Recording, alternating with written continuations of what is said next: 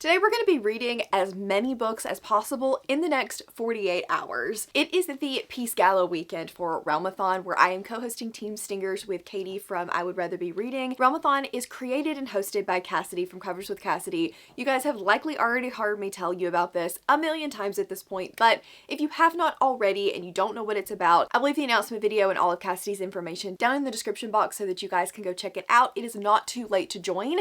Even when you see this video halfway through the month, you can still join, and you can join Team Stingers if you want to. So with that being said, we have 48 hours to read as much as possible because every single book that I read is going to get me an extra 10 points for my team. And historically speaking, the teams that do really well during Peace Gala end up doing really well for the rest of the readathon. And I'm a little too competitive. I need to not only prove to myself I can read all of these books, but I want to win. I do have a tentative TBR. I don't think I'm going to stick to it, so I'm not even going to bother showing you guys right now because I'm just going to read whatever I'm in the mood to read, whatever is calling to me, because I want to read as much as possible and we don't have time for a slump. So what I think I'm going to be starting with is Scythe and Sparrow. I need a little bit of a palate cleanser. I need a little bit of a refresher from all of the fantasy romance that I've been reading, and I think this might be the book to do it. This is the third book in the Butcher and Blackbird series, and I really enjoyed Butcher and Blackbird. It was beyond unhinged in the best way, and I had the best time. I did not love Leather and Lark as much because it lost some of that fun unhingedness in my opinion, and so I just wasn't as invested in their storyline, but I've heard that this one goes back to being kind of wild. It has like some weird medical moments, which I'm gonna appreciate, I think. It's got a carnival and like clowns and things like that, so I'm really hoping that this does it for me. It's one of my longer books. It's like 379 pages, but the audiobook's only 12 hours. So I think I'm going to start it tonight. The Readathon starts at 7 Eastern on Friday, and I'm going to see if I can get the whole book read on Friday night. And that way I have gotten the big book out of the way while I've got tons of momentum and hopefully kicking it off with something that is going to be a win. I hope. Wish me luck because I really need a win. My new reading chair is here and I love it so much. It is the perfect size for in here. Obviously, Ollie has his spot. Say hi, Ollie. Ollie. Ollie, do you like it? He likes it. He's a fan. But yeah, I think it's going to be the perfect size. I need to get a different end table for over here. It's actually on its way and will be here tomorrow. That one doesn't slide up under there as well as I wanted to, so I'm going to get something else that's a little bit smaller that'll slide forward, but I think that this is just perfect. Let me show you in the room. Look at how good this looks. Ignore my filming stuff over here, but look at how good! I'm so excited.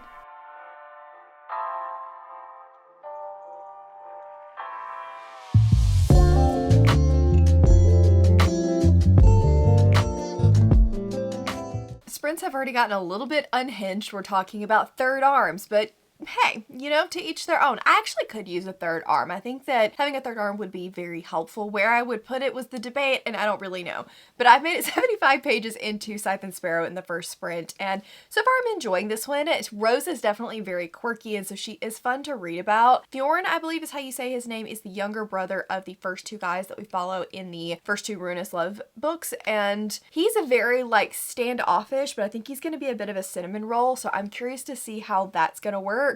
But it's definitely a little like giving me Grumpy Sunshine vibes. Rose is part of this circus essentially, and she does the motorcycle stunt but also is a tarot reader when she's not doing her stunts, but she tries to resist the urge not to kill people when she is on her breaks. And when a kill goes awry, she ends up in Fioren's medical clinic just trying to seek help, and he feels something for her, so he decides that he's going to take her to the hospital. He realizes who the interaction was with. This guy's a bad dude, so he offers her protection and lets her stay with him while she is recovering. And so we have a little bit of like forced proximity here. He's taking care of her. I'm enjoying their dynamic so far. It's not quite as unhinged and like the banter isn't quite as good for me as Butcher and Blackbird at the moment, but I'm hoping that it will get there. I've heard this is a lot of people's favorite book in the series, so I'm like, give it to me. I am excited. 75 pages in, we really haven't gotten to the unhinged part of the story yet, but I'm sure that it's coming. So I'm really hoping that I can finish this tonight, though we shall see.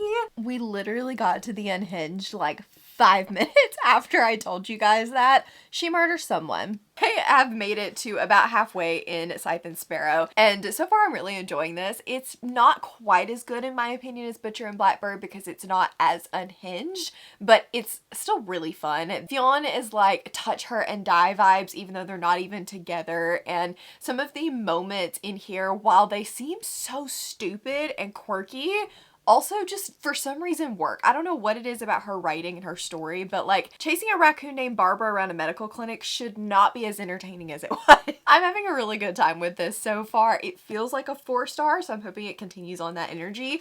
And typically they get more unhinged as they go. I have not gotten to the food scene yet, and there's always some kind of unhinged food scene in here, so I'm definitely excited to continue this and see how much more wild it's gonna get. I've officially migrated to the bedroom and I did finish Scythe and Sparrow. I think I'm gonna sit on my rating a little bit for this one. It is my second favorite of the trilogy, but it didn't quite hit as hard for me as Butcher and Blackbird. There's just something about the silly, goofy, like unhinged, something about it that it just didn't quite live up to. I think it was the banter in that one was more my speed, and the back and forth in this one was really good for the beginning, and then about halfway to about 70%, it was almost pure smut, and it just kind of lost me. It's not that her smut's not good, I just missed the drama. I missed the back and forth, and they were together and it was like, yeah, that's cute, but I want the angst, I think, and back a little bit. So then we got to like the third act conflict again and things started to pick up and I was enjoying it more again, but the second half was not as big of a win for me. So overall, I think this is gonna get a low 4 because I did really enjoy my time in the beginning of the book, but it didn't keep that momentum for me, which was kind of disappointing, but I did really enjoy it. I like her writing. I think that her books are fun. They're obviously super easy to read because I read it in a night. I think I just keep chasing the fun, unhinged high that was Butcher and Blackbird, and it just doesn't quite live up to that for me. I will still read other things that Brynn Weaver puts out. I still really, really enjoyed this one, but I do need to grab my computer so that we can see how many points this is going to get us because I think it's going to rack up some pretty good points.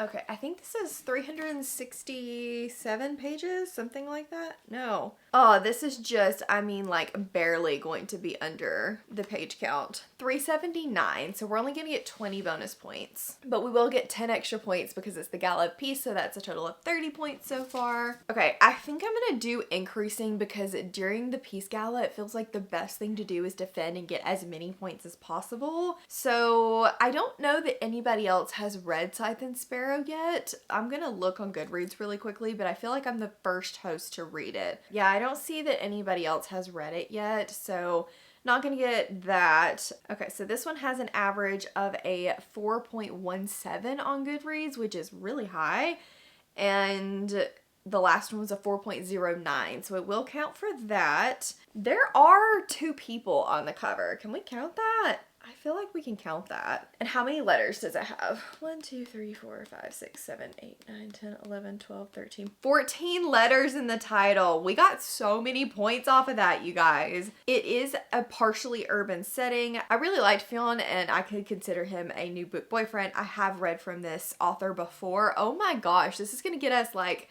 so many points. 82? Is that right?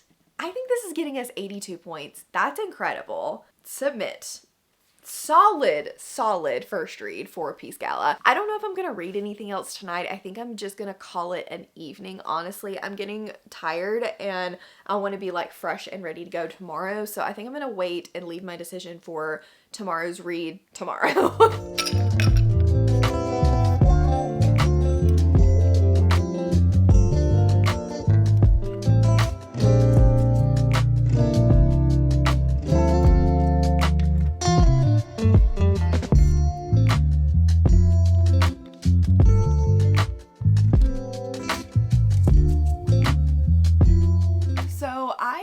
To decide what I'm going to be reading this morning. I finally have my coffee. I'm settled into sprints. I think I'm gonna go to lunch in a little while, but we're waiting until some more of the storms pass because my power definitely got knocked out last night, but it's fine. It's all fine. But what am I gonna read this morning? I don't know. I have decision paralysis. I think I might go with the next book in the Bonds That Tie series, Savage Bonds. I'm pretty sure the audio is short, and it might be like a good palate cleanser from some of the contemporary romance, because I think I actually may pick up another contemporary later today. Let me see how long the audiobook is, because this is definitely not as short as I thought it was. The audio for Savage Bonds is 10 hours. That's longer than I thought. I could read Adrift and Currents Clean and Clear, but I don't know, I'm just not really in the mood for it right now. So I'm literally having a decision paralysis. Like, I don't know what to do with my life. Dance with Demons, which is the second book in the Stasia Stark series, is pretty short. I might do that one. That'll be fun. It'll be quick. And then I'll still have Savage Bonds for tomorrow if I want another fantasy romance. Let's do that. I feel like that one will work out. So Dance with the Demons is the second book, like I said, in the Stasia Stark Deals with the Demons series. I need to decide if I'm going to get the second special edition anyway, because the first one is stunning, but I didn't love the first book. I gave it a 3-star, I think.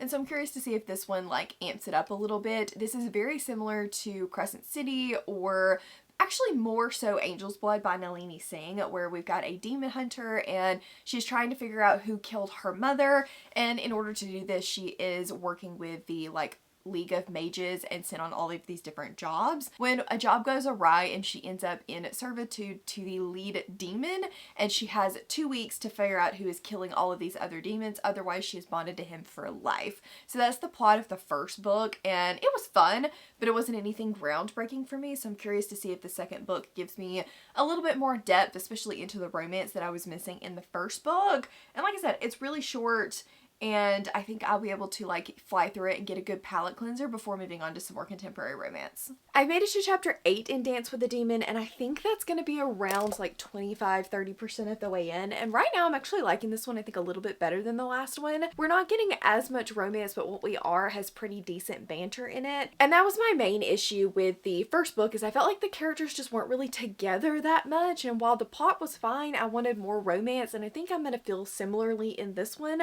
but I like the tidbits that we've gotten so far. We're on another mystery. She's off to figure something else out, so I feel like these books are going to be very like Monster of the Week kind of vibe rather than a big overarching plot, but we'll see. That could be a good vibe, at least for a little while, but I feel like it will get old eventually. But right now I'm having fun with it. I think that the writing is entertaining. It reads super fast. Like I said, I did like the banter between the two of them. Samuel is very like, you're gonna do what I say, and he really only wants her because she's running away from him, and she's trying to run away from him even though she's drawn to him. So I like that like push and pull dynamic a lot. I think that that's fun. I'm gonna continue reading. I'm hoping that I can get this done before midday so that I can move on to another book. The storms are rolling in. It's starting to get a lot darker, and I'm having to change my camera settings, but at least I don't look like a ghost anymore because it's so bright outside. I am about 70% of the way through Dance with a Demon, and I should finish it in the next 45-50 minutes or so. So I'll come back and check in pretty quickly, but my thoughts right now are that I'm vibing with it. I'm enjoying it. These are not groundbreaking for me. I'm not like head over heels in love with the characters or head over heels in love with the romance. The plot doesn't keep me on the edge of my seat, yet I'm still having fun with these books. They're definitely just so easy to put on, listen to, read, fun time kind of thing, and it definitely reminds me of like the old school paranormal romances, which I quite enjoy. So I'm having a good time with it. I don't really have a lot to say about it because I like it. It's fine, but it's not like there's just not a whole lot to talk about because it's just what it is. I am liking this one better though than the first book. I don't know if it's my mood or if it's just better timing or if the book is a lot better, but I feel like we are getting more moments between Samuel and Danica, which is something that I was missing in the first book, seeing a little bit more of their romance. It's still very, not even insta-lovey, but just very like insta-obsessed kind of situation, especially on his end, and I wish that we had a little bit more depth to the characters, depth to the romance, because it's fine, but I just want more from them for me to fully buy into it. So I don't think I'm ever going to be just like giggling, kicking my feet at their romance because there's not enough depth to it, but there are moments that I'm like, oh yeah, I'm vibing, I'm having a good time with that, like you tell him kind of situation. So he's definitely taking care of her, that kind of situation. She doesn't want him to take care of her, so that push and pull dynamic is a lot of fun. I have this little table thing, and what I really like about it is I can charge my computer, but you see how I have to like keep my computer so close to the edge in order to be able to get this close enough to me, because it just won't really slide under. So I got a better table and it's here, so let's go put that together really quickly and see if it works a little bit better and I'm not just like about to drop my laptop in the floor. Okay, so this is it. It's still not quite what I wanted because I was wanting the like C spot down here to be open so that I could shove it up under the couch pretty well, but I think it's going to be better than the one that was there before. I managed to finish Dance with the Demon, and I don't really have a lot more to say about it than what I already have. It was fun, it was good, I enjoyed it better than the first one, but I don't really have a whole lot else to say about it. I liked it. So yeah, I think that that's all I got. I'm gonna give it a 3.5/4 star. I haven't fully decided yet because I did have a lot of fun with it, and I think that these are just going to be those kind of books that you have to just vibe with and enjoy and just sit back for the ride and not think about too hard. And so I think from that standpoint I could give it a 4, but if I were like actually thinking about it, it would be more of a 3.5. Does that make sense? So we do need to see how many points it's going to be getting us though, and I need to pull up the spreadsheet because I hope and think it's going to get us a decent amount of points. Defending again, because always defending whenever possible. It is 317 pages, which means we're going to get 20 bonus points from page count. Oh, not 4,317. There we go. Higher rating than the last book I read. It's a 4.27, so that is definitely possible because Scythe and Sparrow was a 4.17, so it actually is a little bit higher. That's wild to me. It does have sibling characters. Her sister is in it. Title within a title. I don't really, like, demon is a thing, not a title of a person, so no. There are 2 people on the cover, him and her. Even number of letters. I always have to just count this out. 13, 15, 16, 17. Drat. It is very fast paced. I would consider him a morally gray character. And then this is an urban setting. I quite like Samuel. I think he goes a little too insta-love, like attraction too quickly for me, but as a character, I do like him. And this is the second book in a series, so I have read from this author before. So that is going to get us a total of 70 points. Not too shabby. Well, plus 10 actually. So 80 points? I think that's mathing right. Next up is going to be Wild Eyes by Elsie Silver. I'm going to be buddy reading this with Lexi and Maria. This is the second book in the... What is this series called? Rose Hill series. I really liked the first one. I gave it a 4 star. I don't like this series quite as much yet as the Chestnut Spring series, but I'm excited to continue. This is another single dad trope, which again, not my favorite thing in the whole wide world, but she just loves her single daddies. So I'm hoping that this will really work for me. Elsie Silver can usually like pull it out in any trope that I don't really like. I usually end up enjoying in her books. So we're going to see how this goes. Nothing like a little reading while watching the Weather Channel, but it's great ambiance, honestly. I am like, how far am I? I'm listening to the audiobook, so I'm not 100% sure, but somewhere around 50 pages of Wild Eyes. And this one is about Skylar, and she is a country music star, but she doesn't really like the life that she's living. Her boyfriend has just broken up with her, and now he's got a new supermodel on his arm, and she just wants to get away from everything, from her responsibilities, from this breakup, from making music that she doesn't want to make. And so she ends up going to Rose Hill, where Ford has his recording studio, in order to make an album that is all her own. And on the way, she's trying to do something real and sees a bear on the side of the road, decides to get out and film said bear, and it doesn't go well. West pulls up and he's like, girl, what the heck are you doing? That is a bear. Let's get you out of here, and protects her from the bear, and that's how they meet, and it was very cute. I do think I need to space out my Elsies just a little bit though, because I am starting to notice that all of her archetypes and all of her character types are very, very similar. So while they are different people with different experiences, they are starting to feel more similar than I would like for them to be. And so I think maybe after this one, I'll take a little bit of a pause and kind of get that out of my brain so that it's not quite so fresh, because I did just read Powerless. I think I need a little bit of a breather from her character types. And so I'm thinking if maybe I'm not like reading them back to back, I won't notice that as much. It's not a bad thing. It's definitely she just has a type and a way of writing. And again, that's not a bad thing, but it definitely pulls me out of the story just a little bit when I'm kind of like, wait, have I read this before? But I haven't.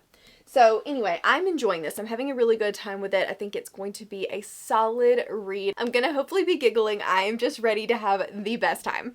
I was just telling Maria and Lexi that Elsie Silver's been maybe far too perfect, but if she wants to write me one, I'm not gonna complain. There is just something about these books that makes me so giddy and happy, and I love reading them, and I can't really put my finger on what it is, because most of the time I want more drama, I want more imperfections, but for some reason there's literally crack. I've said it before, there's something in these books. In this one though, I am liking the dynamic of him kind of being a little bit more self-assured, but her having some things to work through. There's something very healing about their relationship, and I really, really like that about it. She's very, not grumpy, but very introverted and unsure of herself, low confidence for somebody that should be the most confident person in the world, and he's very golden retriever, but with tattoos, and that dynamic is just working so very well for me. This is single dad trope, but because the kids are like joint custody, they're not always around, so it feels less single daddy than Heartless did, but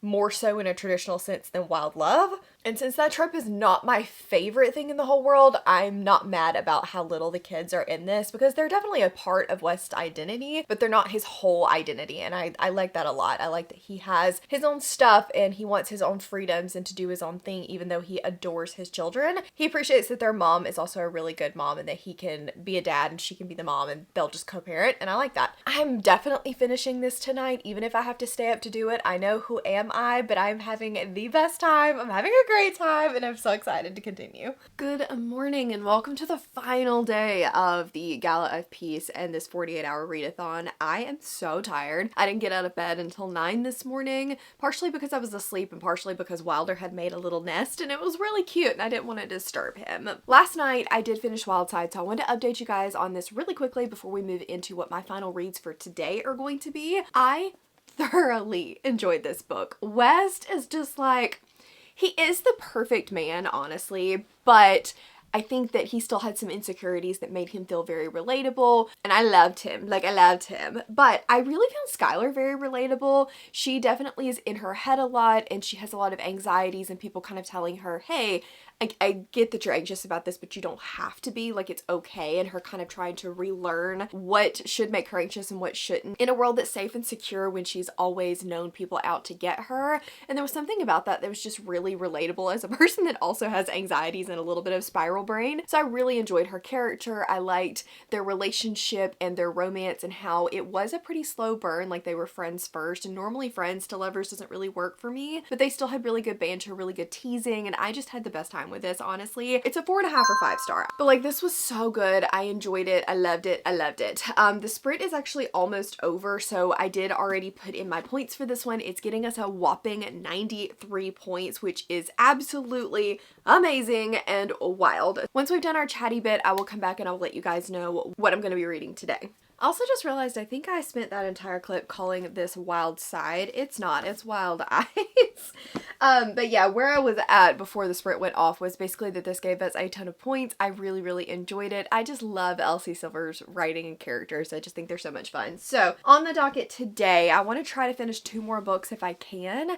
So I know for a fact I'll be reading Done and Dusted. I don't know yet if this is going to be what I'm starting the morning with or if I'm going to read something different. I think I may start the morning with this just to kind of get me moving. I'm kind of in the mood to continue on with something that's going to make me happy and excited. This is what I hear is the other like god tier cowboy romance series. If you love Chestnut Springs, a lot of people still really, really love this. I've heard if you don't love Chestnut Springs, you also could still really like this. So I'm curious. It is not very long. I think it's only like a 6.5 hour audiobook, but I'm a little nervous, but very, very excited. This is our Not So Indie Archive, which is the book club ran by me and Cassidy on both of our Patreons. This is the March book. I'm excited to pick this up. So I think this is what I'm going to do this morning. And then once I'm done with that, we'll pick probably 1 more book to finish off the weekend. I'm currently listening to Done and Dusted and working on my genre blanket. I think it's coming out really good. It's a little bit more like holy and stretchy than I meant for it to be, and weaving in the ends is going to be a bear, but I like the colors. I think it's turning out pretty good so far. But I am 50 pages into Done and Dusted, and I'm enjoying this so far. The characters so far are so much fun. The friendship between Emmy and Teddy, you can really just feel that they are the best of friends, and Teddy is hilarious, so I'm very excited to see when her book is going to come out, because I think she's going to be so funny. Something's happened in Emmy's life. She needs to get away, and so Teddy brings her back to her hometown where they own a ranch, the Blue, what is it called?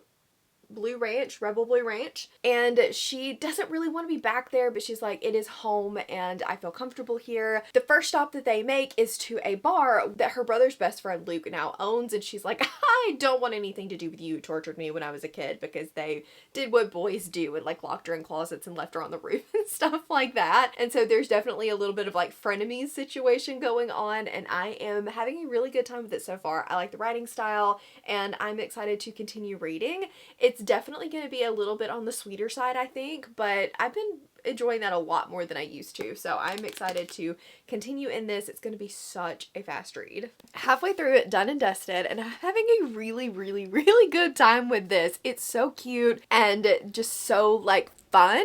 I'm loving their moments together. The like spot, if you know, you know, when they went swimming was just chef's kiss incredible. I loved it so much. I like the relationship with her family members and kind of learning his backstory. My biggest complaint at the moment though is a little bit of the romance and just how fast it came on. They've obviously known each other since they were kids. They have a pretty deep backstory, but it also feels like to me that she never really considered him someone, like she found him attractive, but he was always around other girls and there was never really any interest, like mutual interest there. It wasn't like a, well, you're my best friend's little sister, I can never have you kind of thing. I get the impression that he was just kind of off doing his own thing, a little bit oblivious to other people, and she didn't know if she could really count on him. So the romance went really fast. Like we went from 0 to 100 very, very quickly, and I think that's going to be my biggest complaint is I wanted to see that develop a little bit more, her come into town and he's grown up and he realizes, oh wait, my best friend's little sister's actually hot, and starts to appreciate her more, and you see where I'm going with this. So I do think that if that had happened, I would be even more invested, but I am giggling, I am just having the best time. Like it's so cute and so fun, and I cannot wait to continue and finish this off. I only have like an hour left, so I should be able to do it pretty quickly, but I'm so glad that I picked this up. I have officially finished Done and Dusted, and I had the best time with this book. Oh my gosh. He doesn't really go by Luke as much in the book, so it's Luke Brooks, and mostly she calls him Brooks, so I don't know what I'm supposed to call him, but I really liked him. I think he'll be a new book boyfriend. This was so much fun. Just the sweet moments and the supportive moments, and definitely a little bit of the forbidden love kind of situation. It was a great time. I do still think the romance was a little fast. I think this book overall was really short and sweet, and it could have been like a 5-star for me if it were a little bit longer and had a little bit more depth, but overall, had the best time. Would strongly recommend if you were in your cowboy romance era to at least try this one, because I think this series is going to be like one of the best palette cleansers for me, and I cannot wait to continue because Teddy's book is going to be amazing. Absolutely amazing. But we need to see how many points we're going to get. So let me pull my computer over here. We are going to get 10 points, obviously, because Peace Gala. And then this one was 320-ish pages, so an extra 20 points for pages. It's not an urban setting, but I definitely think Brooks could be my next book boyfriend. If he wants to help me get up on a horse, I will let him do that any day. And I have not read from this author before, so that's 40 points. I think I looked and it was Katie that had given this a 5-star. The brother is a very big part of the story. There are 2 people on the cover.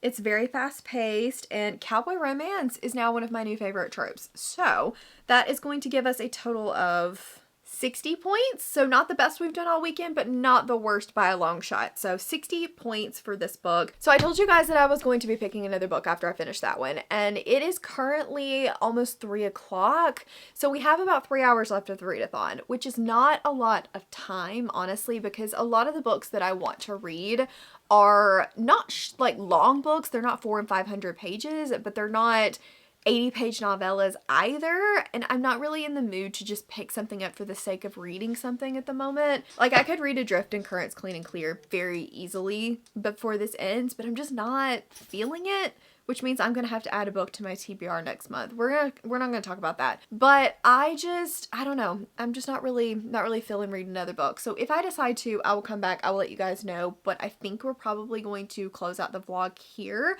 with all of the points. Thank you guys so much for hanging out. I had the best weekend. I hope you had the best weekend as well. As always, all of the information for Realmathon is down in the description box in case you want to check it out. It is not too late to join. Thank you guys so very much for hanging out with me. If you just want to let me know that you were here and hanging out, leave me a Scythe or a Sparrow. You pick for Scythe and Sparrow. If you missed my first Realmathon vlog, I will leave it up here on the screen for you guys to check out. Thank you so very much for watching, and I will see you in the next one. Bye!